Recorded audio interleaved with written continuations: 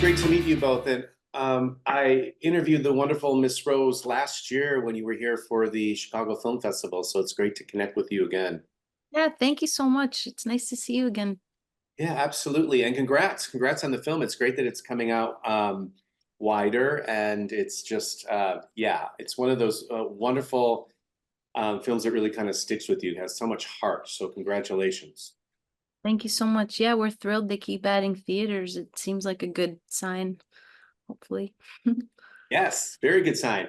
So, Mr. Josh Radnor, when I interviewed the wonderful Miss Rose last year, she said that that this was kind of a new character for you to play. You hadn't played this kind of character before. That your characters, at least until this point, had been sort of kind of together. This character is kind of falling apart. He's trying to find his way. So, can you break it down for us? How was this for you to play Graham? Was it daunting? Was it exciting? I never felt that it was daunting only because it wasn't a role I had to kind of go and hustle for. It was like Haroula's an old friend and she wrote this script and she thought I was the guy for it. And we had dinner in Chicago one night when my connecting flight was canceled and we just ended up at a restaurant together in a blizzard. And she said, co-wrote this script and I want you to read it and hopefully play the lead. And so there wasn't, when someone who you know and love and trust trusts you so much, it takes away all the daunting feeling because you're like, well, this is their thing. They obviously want the best version of this they can get, and they think I'm the person for it. So it took away a lot of the nerves. I mean, you have first day nerves no matter what job you go on. I guess what you're saying, or maybe what Harula is saying, is like I've played characters who were maybe more ambitious or just had little more wind at their sails than Graham, who is just kind of spinning his wheels, and to mix a lot of metaphors. I didn't find him to be that far from me, but one thing I like to do is I like to say, okay, these are the ways this character is like me, and these are the ways this character is not like me, but it doesn't mean that I can't bring all of that vividly to life. Got it. That totally makes sense. I get it. So, Harilla, how did you two meet? We met through music. I had a song on his show, How I Met Your Mother, and someone introduced us and we've been friends ever since. And it's a great kind of meet cute friendship story. We figured it out. It was 2010 we met. I know, so many moons ago. I love that. This is a kind of a different kind of coming of age comedy. It's kind of a like a grown adult coming of age comedy. So when you were directing it, what sort of things did you really want to guide Mr. Radnor and the rest of the great cast so that they could evoke that sense of feeling that this is kind of a different kind of coming of age film? Honestly, when you cast something well, most of your job is done. So I feel like they all made it feel like a family, and I could see their dynamics and chemistry playing off of each other so well just in my mind. And I like to sometimes like not look at the screen when I'm watching a show or a movie, and I just like hear people's voices and their cadence. And so it was like a really fun game to play when I could hear Josh delivering lines and Rob delivering lines like in their vocal performances.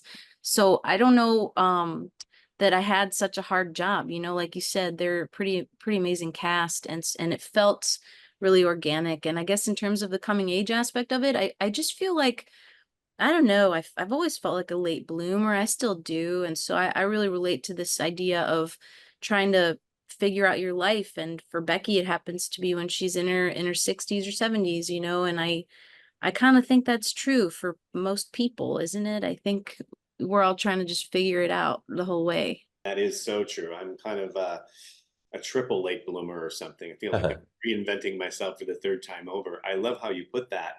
Can I add one thing? I just heard this wonderful thing that someone said, happiness is difficult because it's when your needs get met, but your needs keep changing. So it feels like I always say this about acting, like you don't need one big break, you need like 12 to 15 big breaks. And I think that's true. Coming of age is like, there's no like moment when you say, oh, now I'm of age. It's like the goalposts and the needs and your body, age or circumstances, everything keeps changing. So I love this notion of doing coming of age films for my whole life because I feel like any good story on some level fundamentally is a coming of age story. I agree. I feel like you're constantly spiraling up or, around and around in some kind of direction going upward.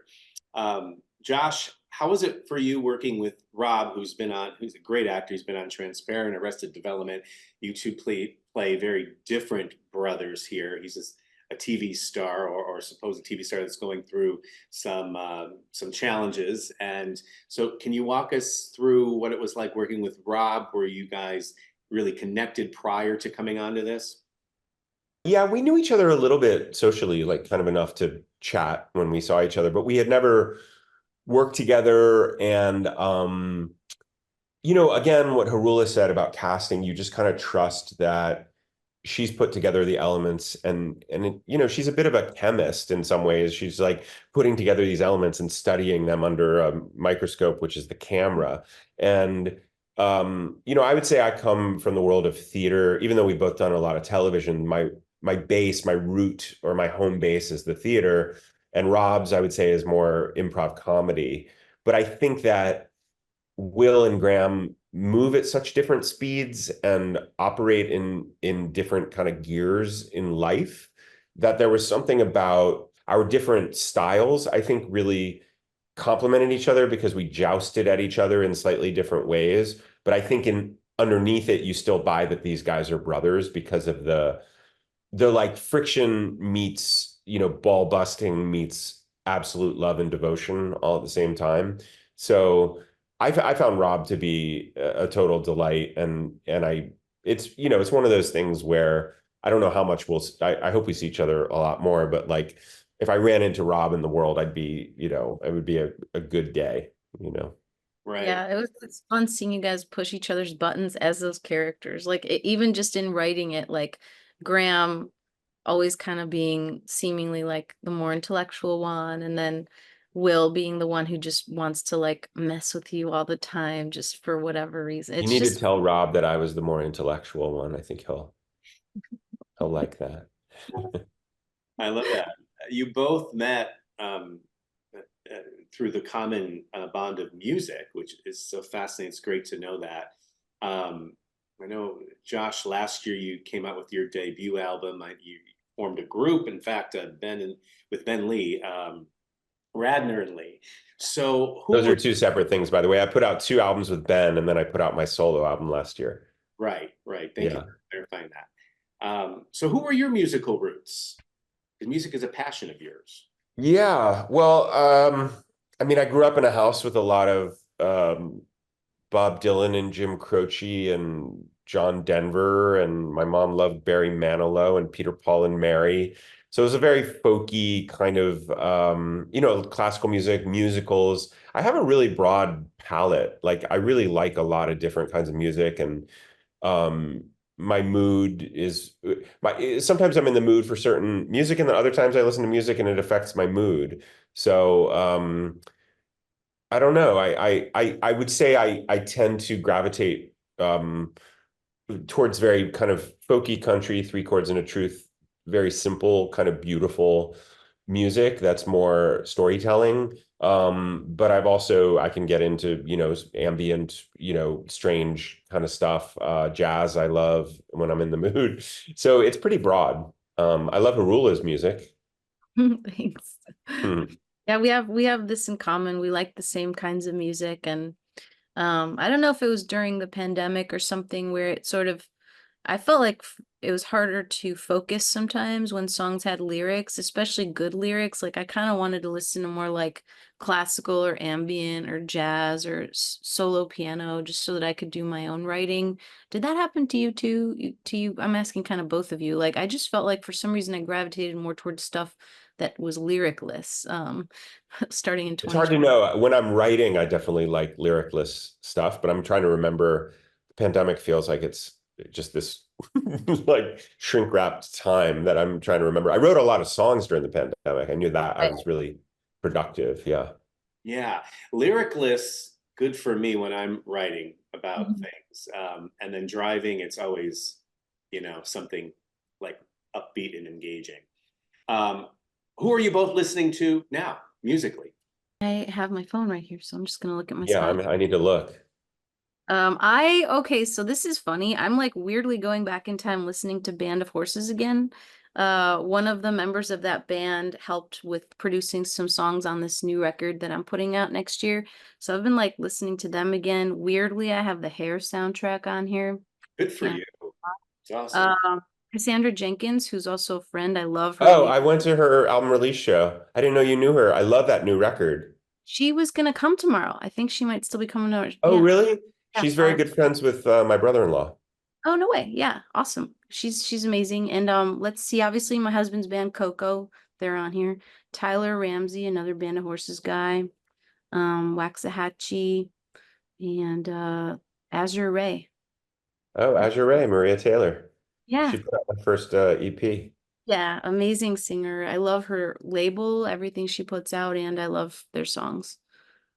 That's Um, great. Haru, you know what I was getting into? Did you listen to any of those Nancy Griffith early album reissues? No, but I will now. Working in Corners. It's fantastic. Cool. I'll check it Really out. good. Yeah.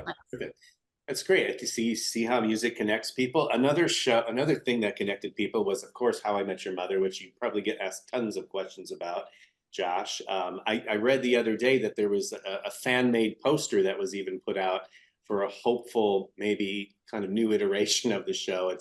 I think it's called How I Met Your Aunt Robin. I think Oh, it was posted on Instagram. didn't see it. Yeah. Well, it's on Instagram. Some major fan posted it. But circling back to How I Met Your Mother, I'm curious, had you ever spent any time or discussion with Bob Saget?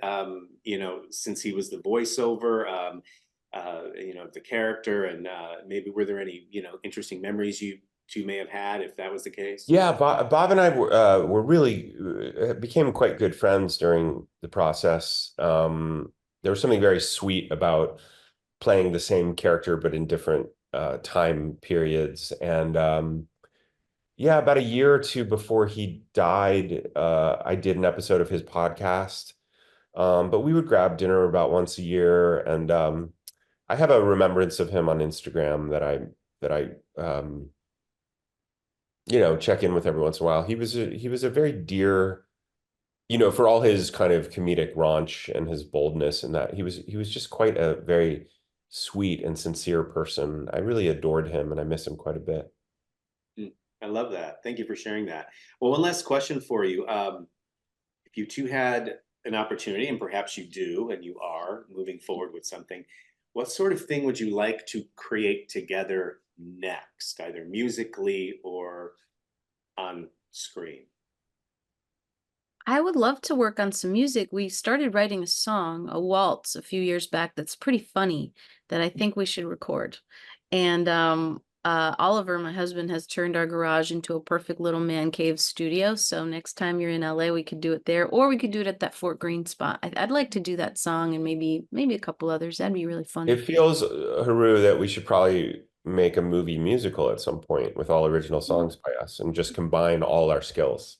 Genius idea. Yeah. P.S. I do need to say RIP today to J.D. Souther, who wrote a beautiful original song for my first movie, and I found out he passed away today. Oh, I'm so Um, sorry. Passed away recently, but I found out today that he passed away. And he wrote for the Eagles. He like dated Judy Sill, who's one of my favorites, and was Of like the course. Jesus was a crossmaker. And like Linda Ronstadt, just like a genius musician, and also had, acting and all this stuff. And I don't know, I just wanted to mention him today because I just found that out a few hours ago. Wow. Thank you for sharing that, and thank you for both for being so candid and forthcoming. It's really refreshing and great. And congratulations on this, and we look forward to your musical. I know, now I gotta start obsessing about that, Josh. Yeah, Thanks so much. Heard it here first. All Good right, be well. to Take talk care. to you. Thank you so much. Bye-bye.